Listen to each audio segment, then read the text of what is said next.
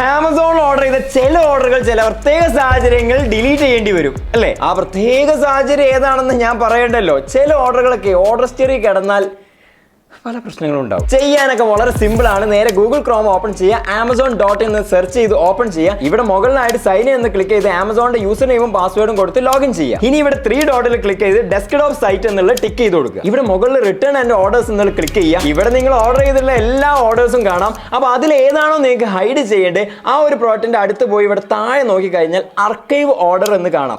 അത് just click ചെയ്യും. എന്നിട്ട് ഇവിടെ ആർക്കൈവ് ഓർഡർ എന്നുള്ള ക്ലിക്ക് ചെയ്ത് കൊടുക്കുക. ഇത്രേ ചെയ്യാനുള്ളൂ. വലിയൊരു തലവേദന അങ്ങോട്ട് ഒഴിവായി കിട്ടിയില്ലേ? ഇനി ആമസോൺ ആപ്പിലോ വെബ്സൈറ്റിലോ പോയാൽ അങ്ങനെ ഒരു ഓർഡറേ ഈ മെയിൻ ഓർഡർ സെക്ഷനിൽ ഒന്നും കാണാൻ പറ്റില്ല.